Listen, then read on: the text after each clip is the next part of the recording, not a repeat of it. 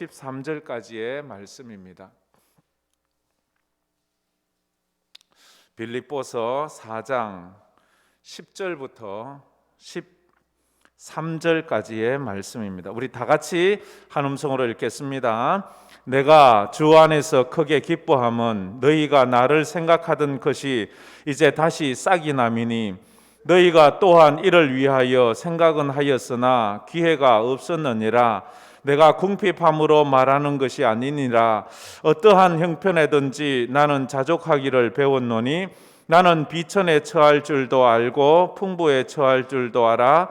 모든 일 곧 배부름과 배고픔과 풍부와 궁핍에도 처할 줄 아는 일체의 비결을 배웠노라. 내게 능력 주시는 자 안에서 내가 모든 것을 할 수 있느니라. 아멘. 아멘.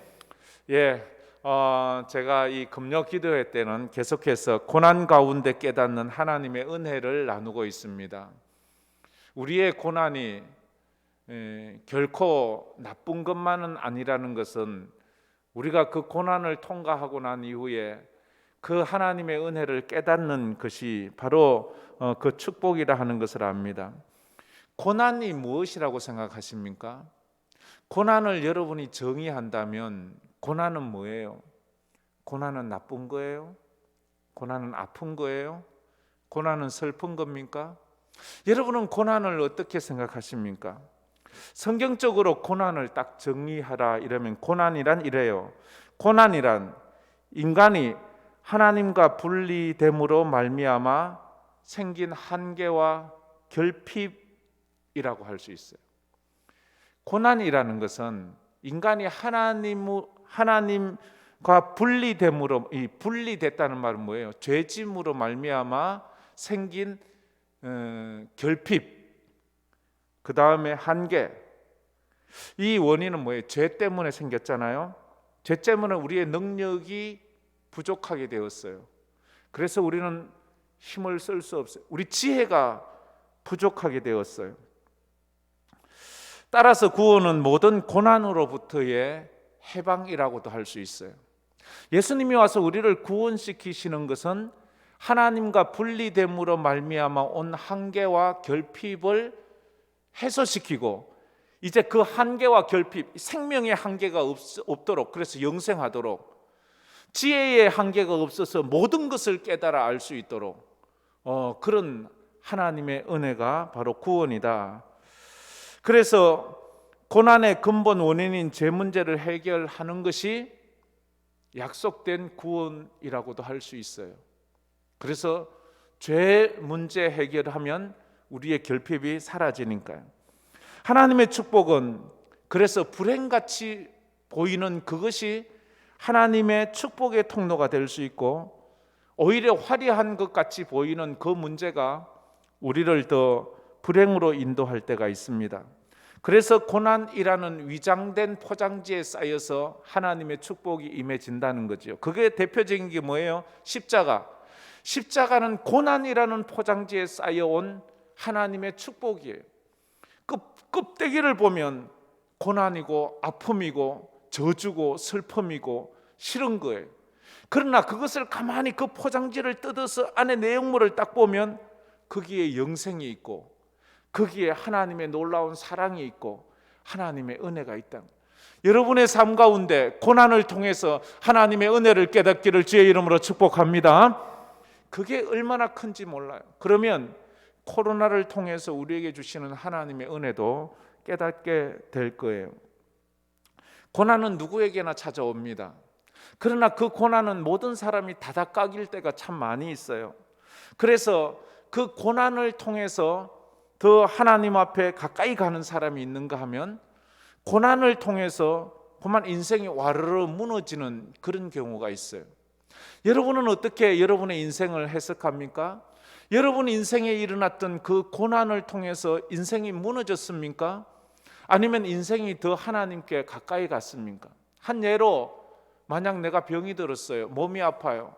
그 몸이 아픈 것을 통해서 내가 하나님을 더 가까이 할 수만 있었다면 그건 축복의 통로였어요. 그것을 통해서 내가 하나님의 영광을 되돌릴 수 있었다면 그건 정말로 하나님께서 기뻐하시는 일을 한 거예요. 그러나 내가 그런 아픔을 통해서 하나님 없어, 하나님은 나를 버렸어 하고 하나님을 떠난다면 그 고난은 나에게 도리어 축복이 되지 못한다 하는 것입니다. 성도가 하나님을 의지하고 살아간다 하지만 어려움이 왔을 때 성도라고 비껴가지 않습니다. 바이러스 전염병이 왔을 때 성도라고 해서 그 전염병이 비껴가지 않습니다. 그럴 때 어떻게 해야 됩니까? 성도는 그 상황을 해석할 수 있는 능력이 있어야 돼요. 어떤 것이 진짜이고 어떤 것이 가짜인지, 이것이 무엇을 뜻하는지를 우리가 잘 분별해야 돼요. 그래서 이 설교를 하면서 제가 고난 가운데 깨닫는 하나님의 은혜라는 이 설교를 하면서 매 시간 빠지지 않고 드리는 말씀, 고난 자체보다도 중요한 것은 고난을 해석하는 능력이 중요하다는 거예요. 이 고난을 해석해내고 이 고난이라는 게 뭔가, 이 고난 자체를 알아가는 것보다도 그 고난을 어떻게 해석하느냐에 따라서 우리 인생의 색깔이 달라질 수 있어요. 과학이 발달되면서 사람들의 삶은 굉장히 편해졌어요. 얼마나 먼 길도 편안하게 갈 수 있고 빨리 갈 수 있어요. 또 맛있는 음식도 편안하게 또 편해졌어요.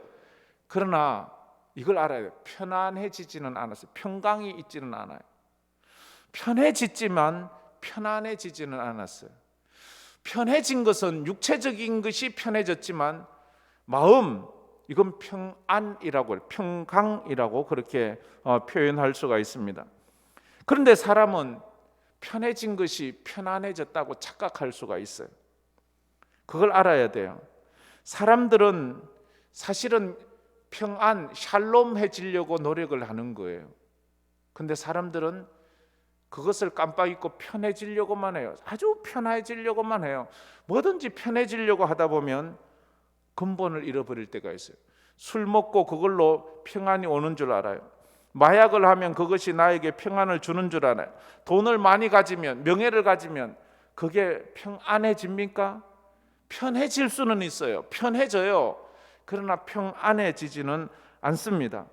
어느 것도 우리에게 평안을 주지는 못합니다. 도리어 평안을 주는 것인 줄 알았는데 알고 보면 도리어 갈증을 느끼게 하고 도리어 불안을 느끼게 하는 것이다 하는 거예요. 요즘 여러분의 마음은 어때요?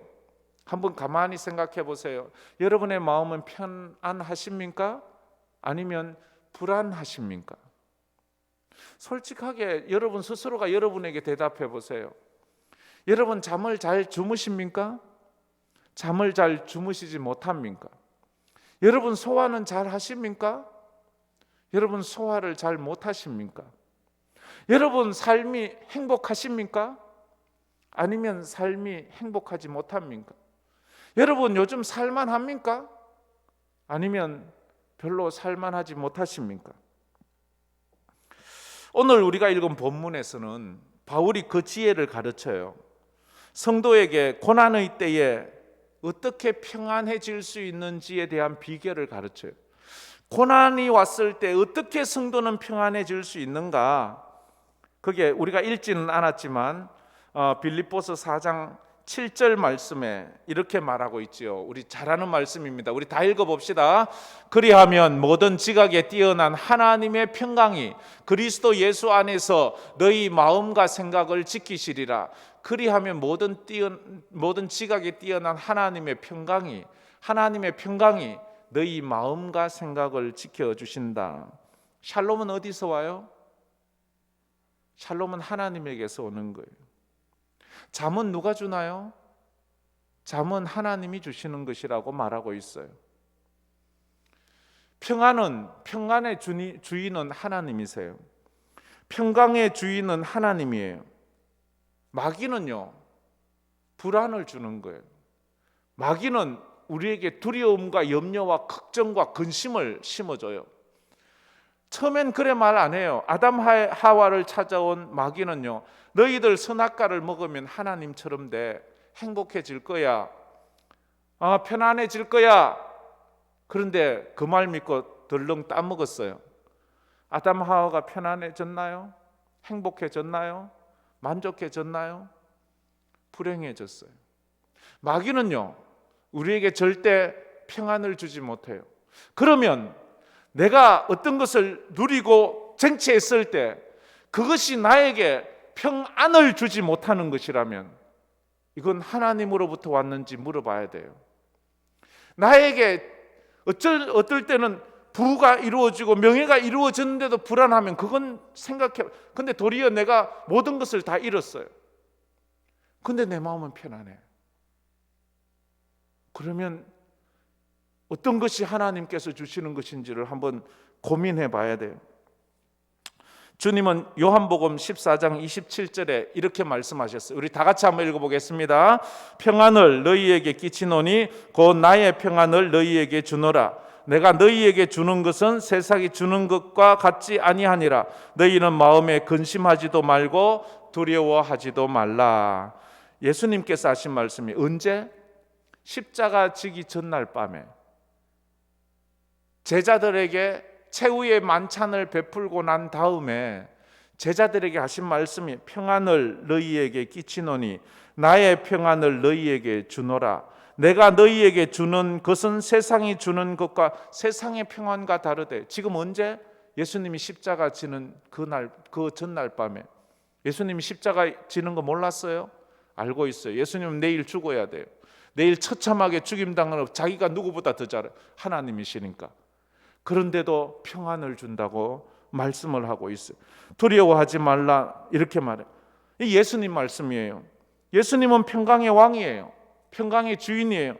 그는 기묘라 모사라 평강의 왕이라 전능하신 하나님이라. 예수님을 그렇게 이사야서에 이미 예언했어요. 그는 기묘자라 묘사라 평강의 왕이라 전능하신 하나님이라. 예수님은 평강의 왕이에요. 예수님이 탄생하신 이유와 목적이 우리에게 평강을 주기 위해서 온 거예요. 그래서 예수님이 이 땅에 오셨을 때 지극히 높은 곳에서는 하나님께 영광이요 땅에서는 기뻐하심을 입은 모든 사람에게 평화로다 샬롬이라고 말해요. 진짜 예수를 만난 사람이라면 우리 마음에 평안이 있어요. 물론 우리가 육체를 가지고 살기 때문에 순간순간 넘어지고 쓰러져서 또 그 평강을 잃을 수 있지만 다시 주님 앞에 나오면 주님은 그 평안을 우리에게 주신다 그렇게 말을 하고 있는 거예요. 예수님은 이 땅에서 온갖 고난의 삶을 다 사셨음에도 불구하고 결코 그분의 마음에서 평안을 빼앗아 가지는 못했어요. 사단 마귀가 예수님 마음에서 평안을 빼앗아 가려고 온갖 수단과 방법을 다 썼지만 예수님의 마음에서 평안을 빼앗지는 못했어요. 오늘 방금 읽은 요한복음 14장 27절은 예수님께서 십자가 처형 당하시는 전날 밤 시간상으로 보면 불과 몇 시간 남지 않았어요. 불과 몇 시간 남지 않은 그때에 예수님께서 죽임 당하심을 아시면서도 이 말씀을 했어요. 근데 인간의 마음은요 참 평안이 참 없어요. 그래서 우리는 죄인일 수밖에 없어요. 왜 우리가 평안하지 못하는가 하면요 욕심 때문에. 욕심. 우리가 욕심만 내려놓아도요 우리가 가지고 있는 불안의 거의 대부분은 없어져요. 우리가 오래 살려는 욕심 때문에 막 무슨 일이 생기면 염려하고 걱정하고 나 오래 살아야 되는데 이래. 또 세상에서 뭐 인정받으려는 욕심만 내려놓아도요 자유해요. 남들이 뭐라 하든지. 그런데 우리는 그 욕심 때문에 잘 못 내려놓을 때가 참 많이 있어요. 파스칼은 그렇게 말했어요. 파스칼이 예수를 만난 이후에 이런 말을 했어요. 사람은 누구나 마음에 뻥 뚫린 공간이 있는데 이 공간은 너무나 커서 이 세상 어느 것으로도 채울 수 없고 오직 하나님으로만 채울 수 있다 그렇게 말해요.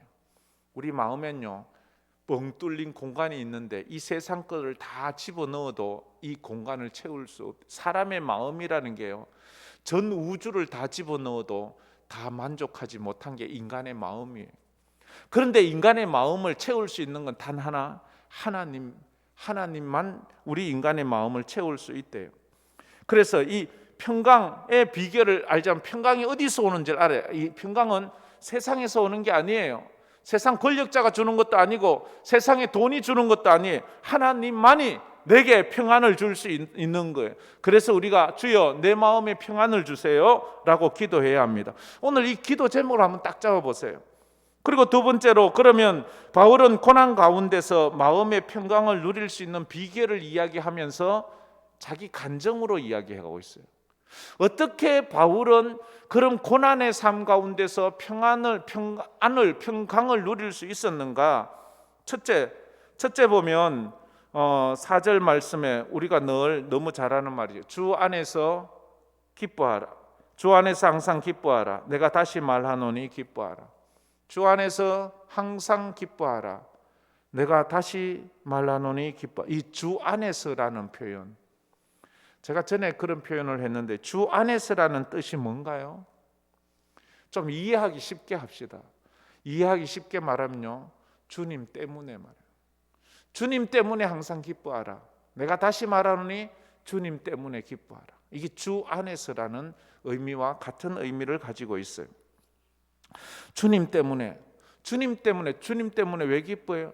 주님이 나에게 구원을 주신 것 때문에, 주님이 나를 위해 십자가 진 것 때문에, 주님이 나와 함께 하시는 것 때문에 기뻐하라, 그렇게 말하고 있습니다. 그래서 데살로니가 전서 5장 16절에도 항상 기뻐하라, 주님 때문에 항상 기뻐하라, 이건 명령이에요. 부탁이 아니에요. 명령이에요. 해도 되고 안 해도 되는 게 아니에요. 기뻐할 것이 있어서 기뻐해라, 너 기뻐할 것이 있을 때 기뻐해라, 이러지 않았어요. 명령은 조건이 아니에요. 명령은 무조건이에요. 하나님, 나 기뻐할 수 없어요. 왜? 난 너무 힘들어요. 그래도 기뻐해. 하나님, 나 기뻐할 수 없어요. 왜? 나 몸이 너무 피곤해요. 그래도 기뻐해. 하나님, 나 기뻐할 수 없어요. 왜? 너무 외로워요. 그런 것과 관계없어요. 기뻐하라는 하나님의 명령이에요. 거기에는 기뻐할 것이 있어서 기뻐하라고 말한 것이 아니라 기뻐할 것이 없어도 기뻐하라, 그렇게 말하고 있어요. 이게 명령이에요. 그런데 기뻐할 수 없는 환경에서 어떻게 기뻐할 수 있나요? 억지로라도 기뻐할 수 있는 게 맞나요? 바울은 자기 이야기를 해요. 지금 여러분, 제가 지금 어디 있는 줄 아세요? 지금 바울이 어디 있나요? 바울은 로마 감옥에 갇혀 있어요. 발과 팔에 착고가 채여 있었는지도 모르겠어요.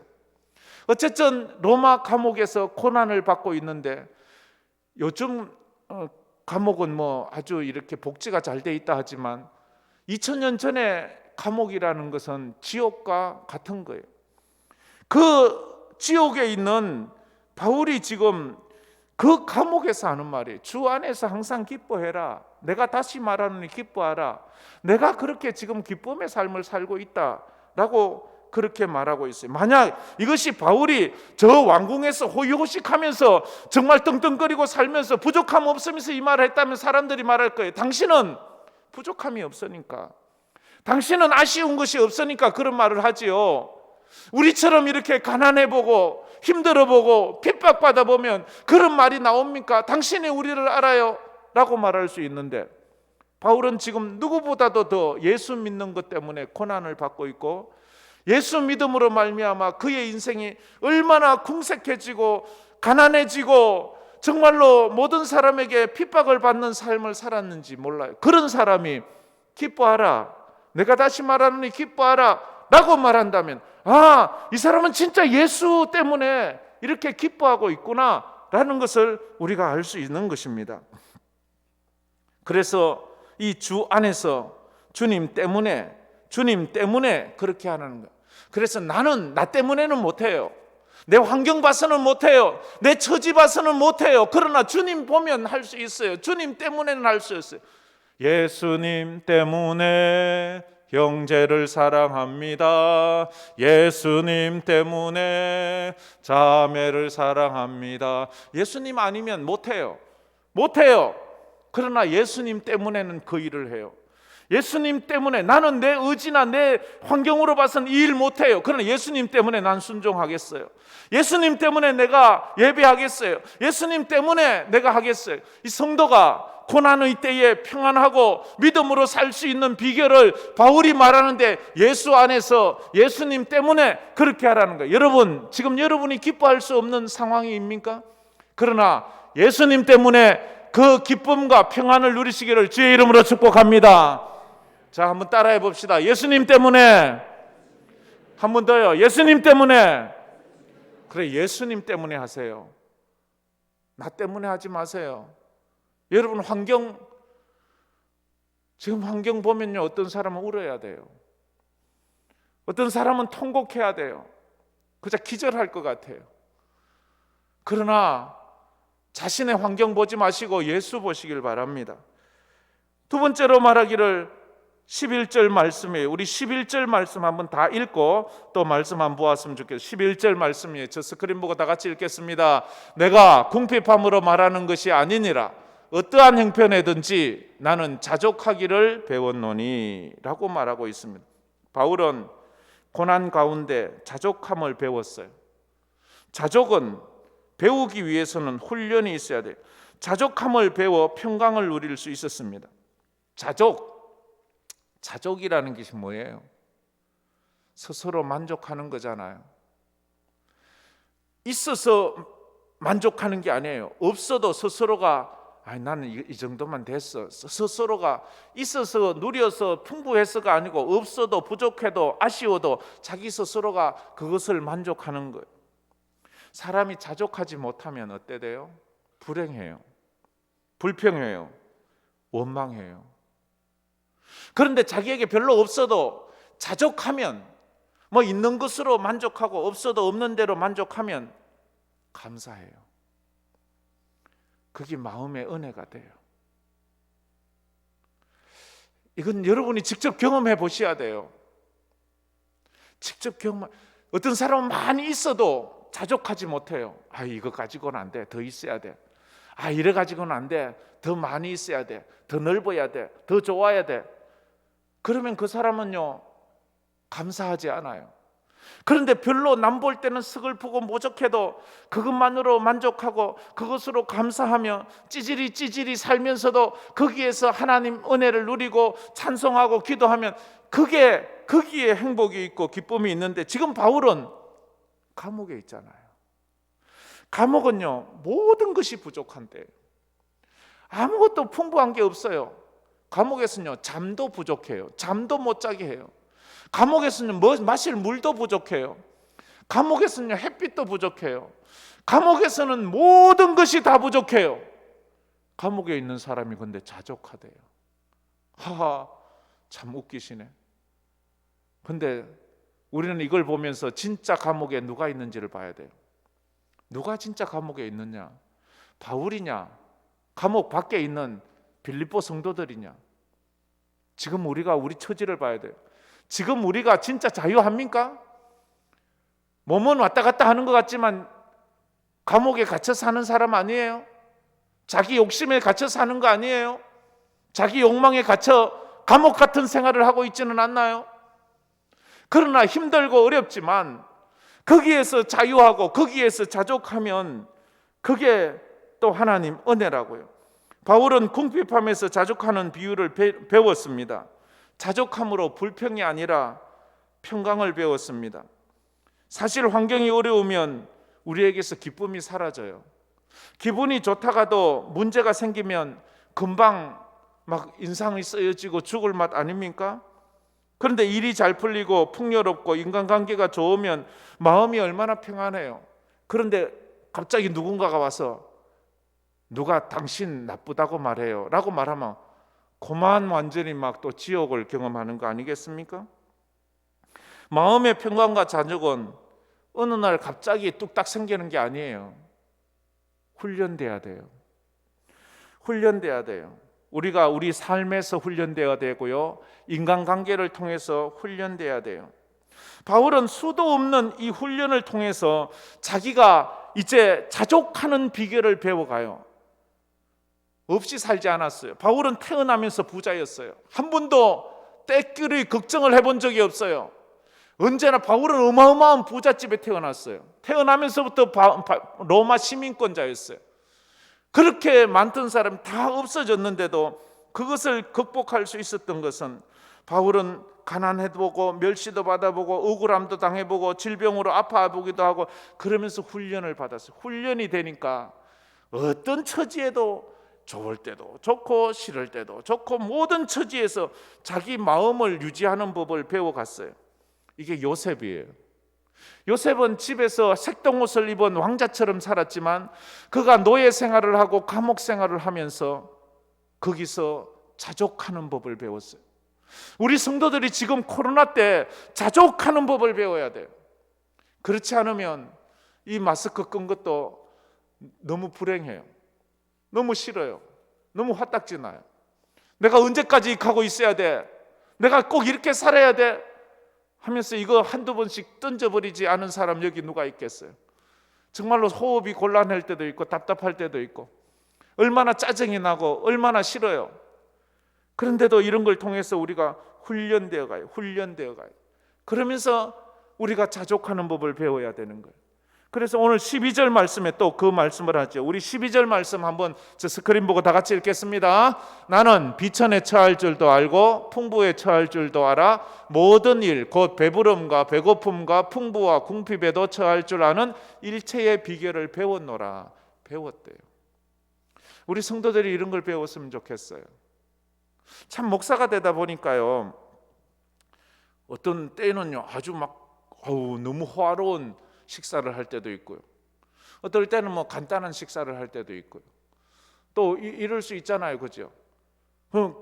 그러면서 배워가는 것 같아요. 그래서 뭐 많이 차려도 뭐 그것 때문에 막 마음이 막 들뜨지도 않고, 뭐 초라한 것 같지만 그것 때문에 마음이 서운하지도 않고, 저는 먹는 거에 대해서는 별로 욕심이 없어서 그게 참 감사해요. 그래서 저는 막 이렇게 코스 요리는 별로 안 좋아해요. 단품이 좋아요. 단품. 그래, 단품 뭐 한 가지라도 맛있는 거 있으면 그거 먹으면 좋아요.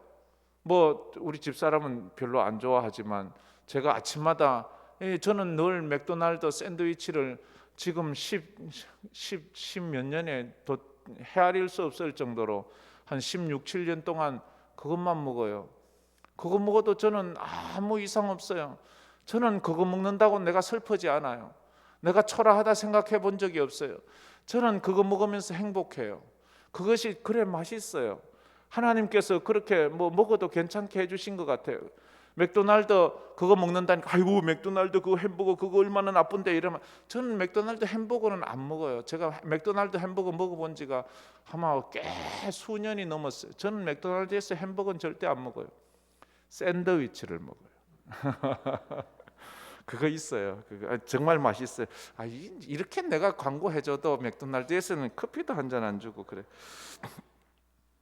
그래요. 마지막으로 바울이 이렇게 고난 가운데서 평강을 누릴 수 있었던 것은 마지막 13절이에요. 13절 읽고 마무리합시다. 13절 말씀 다 같이 읽겠습니다. 내게 능력 주시는 자 안에서 내가 모든 것을 할 수 있느니라. 아멘. 내게 능력 주시는 자 안에서 내가 모든 것을 할 수 있느니라. 바울이 이렇게 고난 가운데서 마음의 중심을 잡고 평강의 삶을 살 수 있었던 것은 바울이 잘나고 바울이 똑똑하고 바울이 의지가 많아서 그런 게 아니고요, 주님께서 그에게 능력을 주셔서 그래요. 오늘도 우리에게 그 능력을 주시면 우리가 평강할 수, 하나님 내게 능력을 주세요. 주님 내게 능력을 주세요. 예수의 이름으로 나는 일어서리라.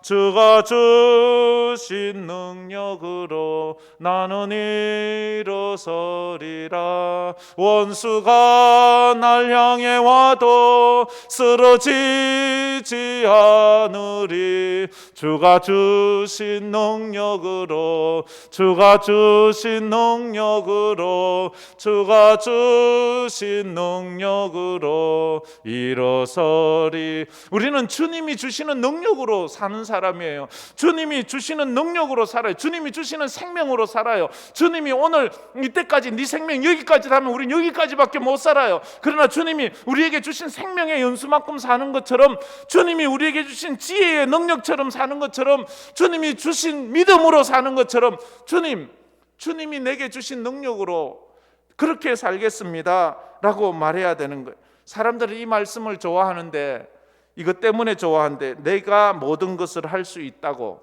그러나 이 본문의 강조는 내가 모든 것을 할 수 있다는 뒷부분에 있는 것이 앞부분에, 내게 능력 주시는 자 안에서 내 환경에서 내가 일어설 수 있는 힘을 주는. 사도 바울이 그랬어요. 배고플 때도 있었어요. 억울할 때도 있었어요. 아플 때도 있었어요. 감옥에 갇힐 때도 있었어요. 그때마다 하나님이 바울에게 힘을 주세요. 바울에게 능력을 주셔서 그 상황을 참게 하시고 견디게 하시고 버티게 하시고, 그래서 결국 이기게 하시는 거예요. 여러분, 지금 여러분의 상황 가운데서 여러분의 지혜나 여러분의 인내나 여러분의 능력으로는 그거 못 이겨요. 미쳐버릴 것 같아요.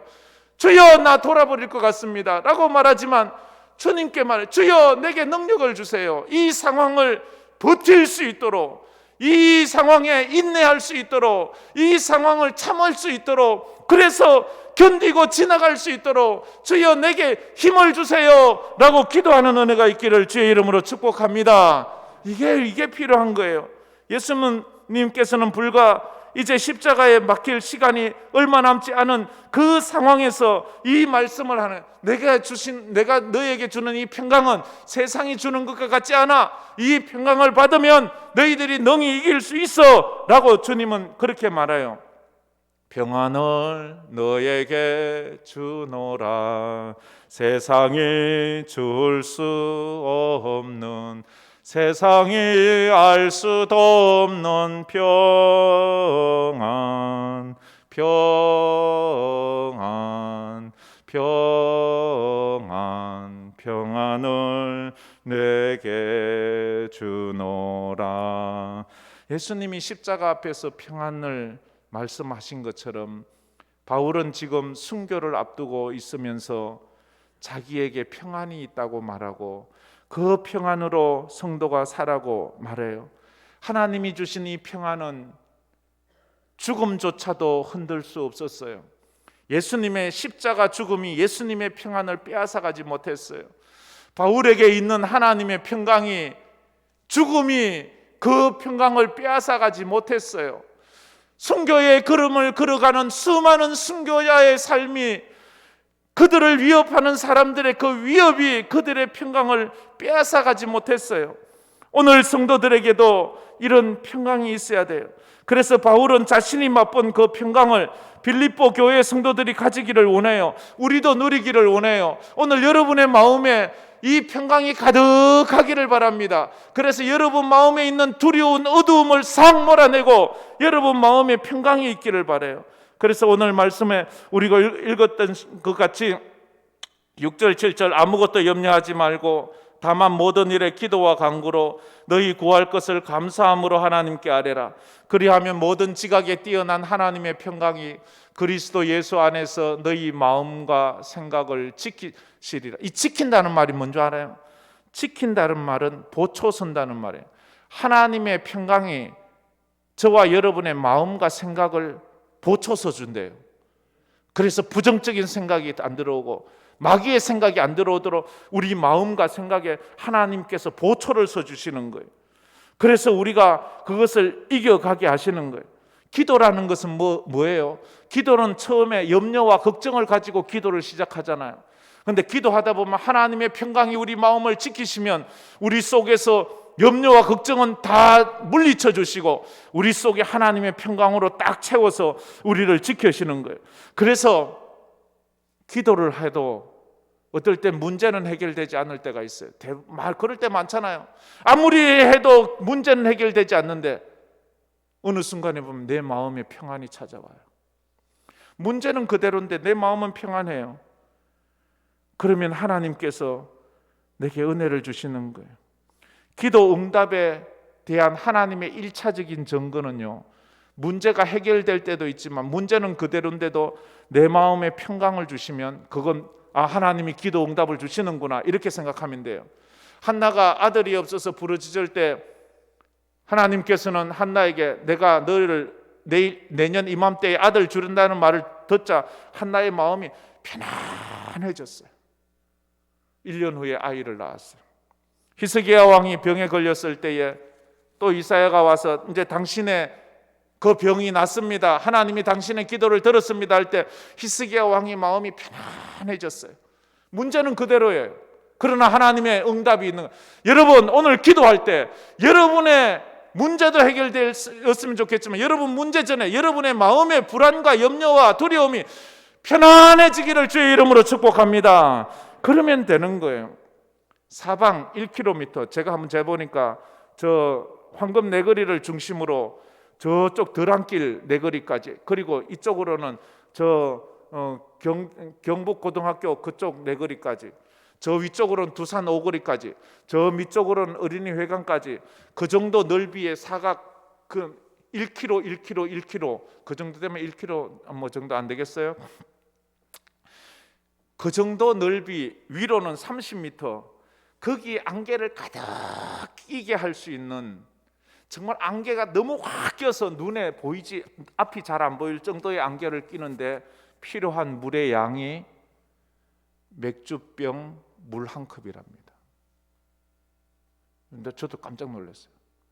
맥주컵 물 한 병이 안개처럼 편안히 입자가 되면 꽉 끼면 위로 30m, 옆으로 1km, 이쪽으로 1km, 그 정도 깡.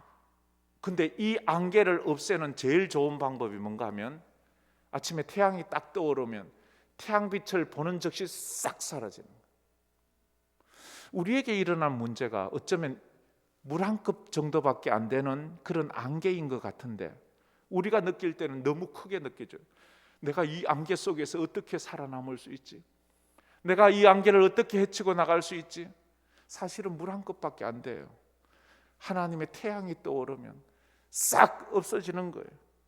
바울은 우리에게 고난의 때 가져야 할 평강을 누리는 비결을 가르쳤어요. 첫째, 예수 안에 주님 때문에 여러분이 고난을 평강으로 바꾸는 은혜가 있기를 바랍니다. 둘째, 어떤 상황에도 자족하기를 배워요. 자족. 내게 있는 것이 만족스럽고 내게 있는 것이 감사하고 그것이 내가 건강이 남과 비교해서는 좀 부족해도 감사하면 돼요. 내가 가진 것이 남보다 좀 적어도 이 감사하면 돼요. 내가 가진 재능이 남보다 좀 부족해도 감사하면 돼요. 자족하니까 하나님께서는 이길 수 있는 힘을 주시는 거예요. 그리고 주님 주시는 능력으로 하세요. 주님 주시는 능력, 어떤 사람은 많이 주고 어떤 사람은 적게 줄 수 있어요. 내게 주신 능력만큼 내가 살면 하나님은 그것으로 하나님께 영광 돌릴 수 있다고 말합니다. 오늘 그런 은혜가 있기를 주의 이름으로 축복합니다. 우리 그래서 이 말씀 생각하며 이 찬양하면서 또 기도로 나갔으면 좋겠습니다. 이 땅 위에 험한 길 가는 동안 참된 평화가 어디 있나?